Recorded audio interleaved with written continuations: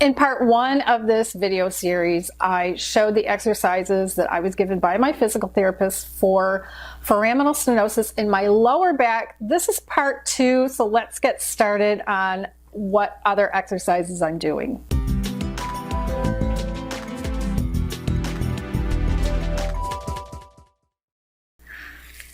One of the first things I do is a TheraBand walk, and different companies make these. They even have them at my gym, which is a little easier to use because I have more room to do them. But they have these cuffs for your ankles. So you put them on.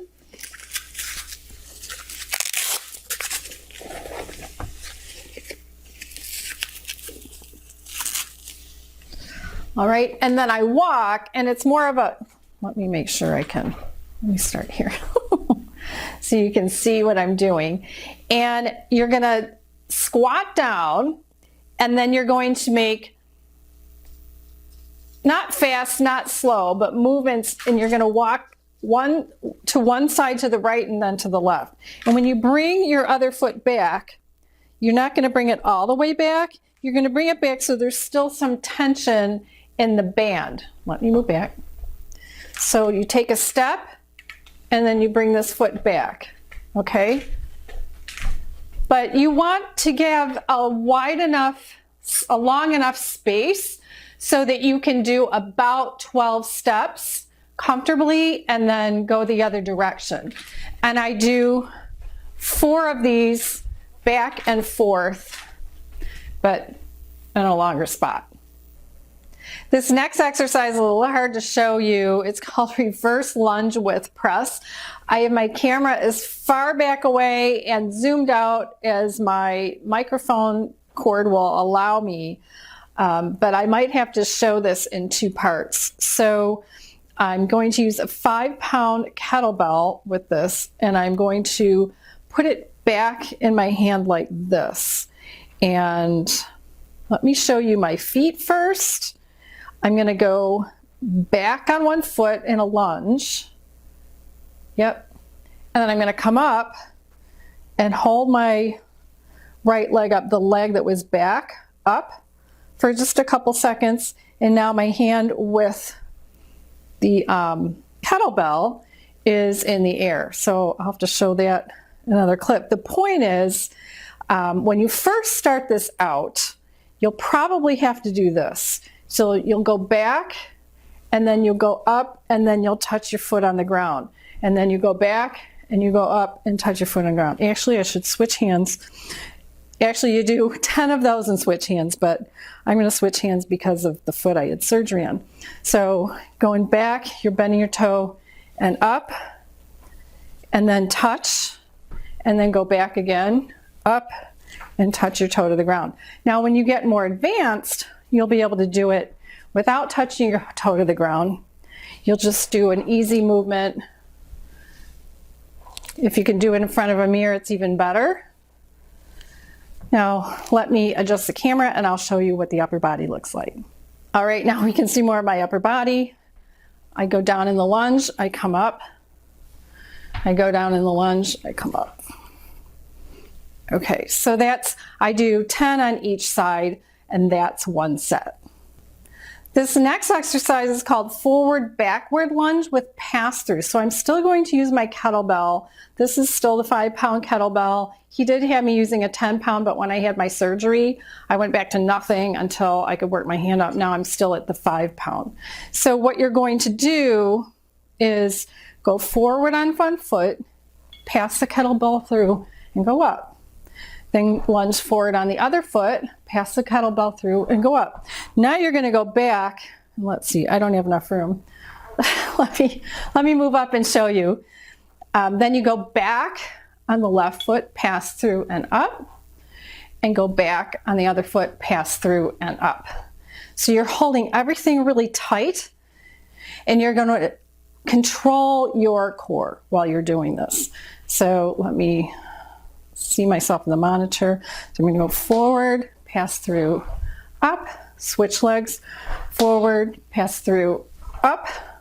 Now with the same left leg, back, whoa, and try not to fall down. That's maybe it's good I showed you that. I did it on purpose. Up and then back, and that's one set, and I do 5 sets. Next, I do running pose and running position. I still have to hold on to something when I do this. I see other people do it and they don't have to hold on to anything. It's probably easier to see it from the side, and I have nothing to hold on to here. So I'm going to go forward like this, and then up, and forward and up. And I'm going to do that about 10 times. And then I'm going to switch legs. See? And I have to hold on to something. Okay, that's running pose. So I do 10 on each side, and then that's considered one set. Next, I'm going to do a modified squat. I'm going to lift my heels with 2 books that are about the same. Yeah, they're the same size. And I'm going to use a band around my knees. So this is a little bit, tied a little bit bigger than the band I used for the clams. Oh, I'm still far away from the camera. So I have the band around my knees, so it's a blue on black. Hopefully you can see that. And then I'm putting 2 books on the ground, and I'm going to put my heels on them, and I'm sure my squat position isn't that great, but I'm going to go down for a few seconds and then come up. And when I come up, I hold for 3 seconds and I tighten my glutes. And the whole time I'm holding my stomach muscles, ab muscles really tight. But I think I keep my hands out the whole time. And I do 30 of these squats. In the next exercise, I'm doing something called skaters. This is something, that's what the physical therapist calls it. I take that same band that I was using for the squats, and I put it around my ankles. No barking. And bend my legs a little bit. Now, he said to hold on to something, but usually I don't need to. And I do this kind of movement, kind of like ice skating, and just hold it for a couple seconds, or maybe 1 second. And I do 30 of these on each side, then switch leg. 30 and switch legs. So that's skaters. Again, feeling it in mostly the glutes, the upper leg. Next, I do walking lunges. Now, these are easier to do at the gym because there's a lot more space, and I'm basically doing 40 steps. So at the gym, I'll do 20 steps down a hallway, I'll turn around and come back.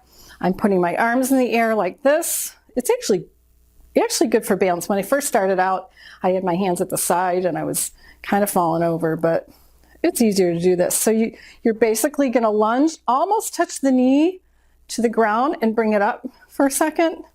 And then that's really hard to see in the video. Okay. So a lunge and up, and then another lunge and up. So I do a total of 40 of those. So if you have a hallway in your home where you can go down the hallway and count these steps as you go, and then turn around and until you do 40, then you'd be doing the exact same walking lunges that I'm doing. The physical therapist also had me doing step-ups where he had me step up on something. I can do that at the gym, but I haven't gotten back to that yet, where I step up on one foot and then I bring the other knee up and hold it and go down and do that several times and then switch legs. Haven't gotten back to that after foot surgery. Also higher level planks, which I talked about in the first video, and sliders. Now, they have sliders at my gym where they're these discs. You put your feet on each one, and then you slide, or you put your foot on one slider while you keep the other foot stationary, and then you can slide. I haven't gotten back to that either. I also do upper body exercises, some at home, mostly at the gym with upper body weights. And so those are my exercises that I do. If you haven't seen video number 1, make sure to click on the right side of your screen to check that out. Also, mouse over the upper right hand corner, a little eye appears, click it, and you'll see some other videos. Thanks for watching.